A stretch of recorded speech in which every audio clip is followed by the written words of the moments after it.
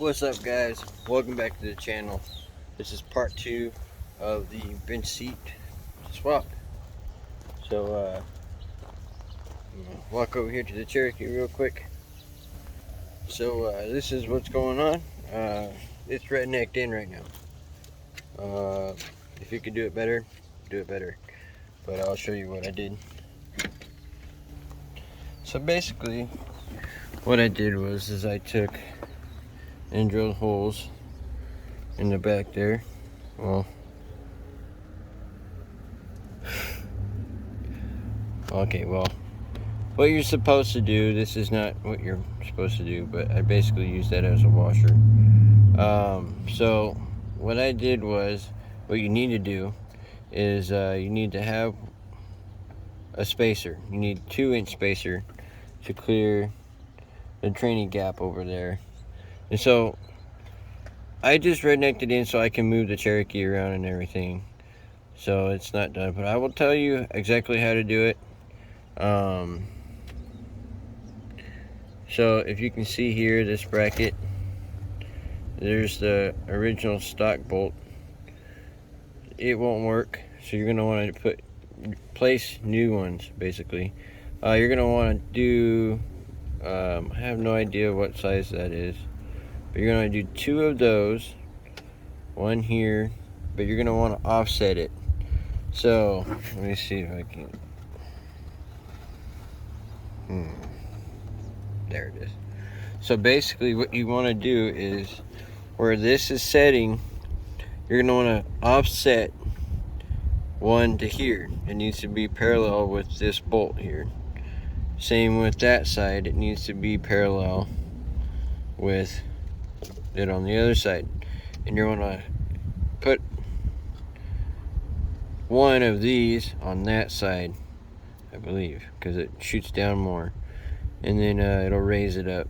And 2 here, 1 there, and you basically drill a hole on the top one like this is. So there's a hole there, and you put the bolts through there, and then you're gonna want to, your nut and bolt will go on this one, and then the bottom one you'll have it welded. That'll have to be welded in. And the same with back there. You're gonna want to figure out where the holes are. So if you look where the stock holes are, so I'm pretty sure that one of those holes is the stock hole. Actually, no, the stock hole is back there. Sorry for the blurriness, got some windage. Is back there. And so basically just try to get it based off of the stock bracketry of the stock XJ seats, and then just put 2-inch spacers on there. Yes, this is really bad. I even drove it around town like this. So basically just don't redneck it. I'm not gonna sell this thing. I mean, I'm selling this Cherokee, so I'm not gonna finish what I'm doing. It is very easy to just do the same on the other side. So 2-inch spacers, and all 4 spots, make sure that they are the width of the frame, or away from the frame, so longer than the frame, and then you just do it like that. So yeah, that's how you do it. Like I said, I rednecked it in.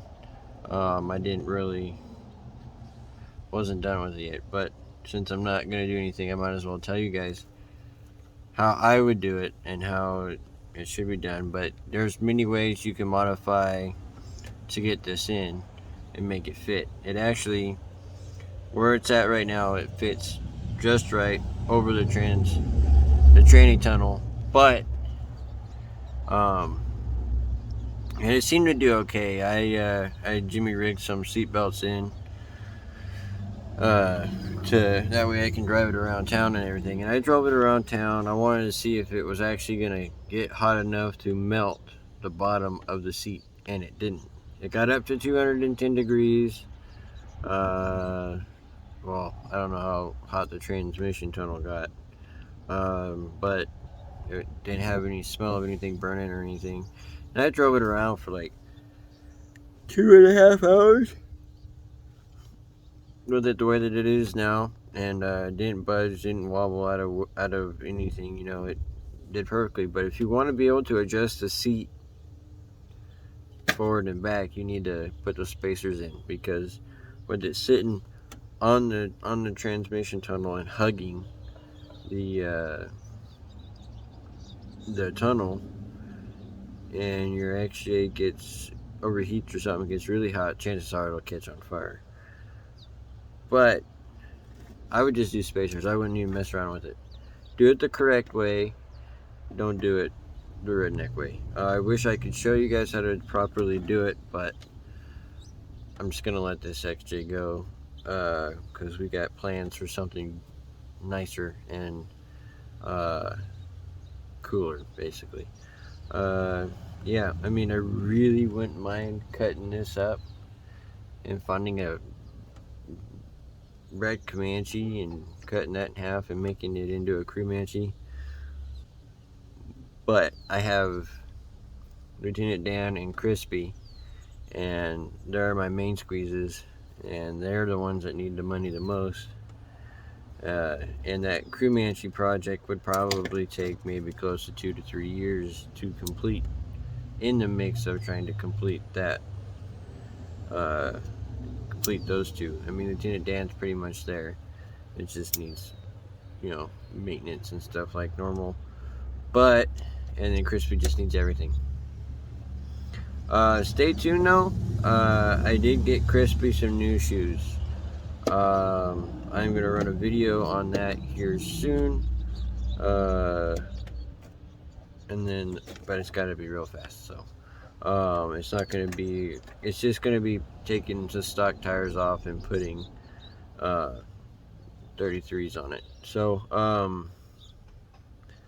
and then I gotta do a little, another spot where I just have to nick a part under the front wheel well, so that way my tires can turn without rubbing too aggressively, because there's no lift on there.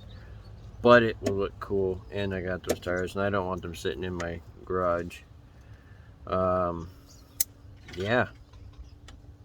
So thanks for watching part 2 of the bench seat swap.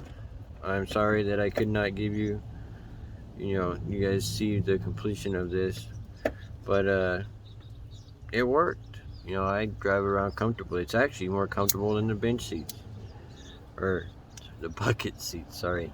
So yeah, stay tuned, like and subscribe. I have a 30-day ban on Facebook because I have a potty mouth, and basically my First Amendment and my freedoms are being taken away.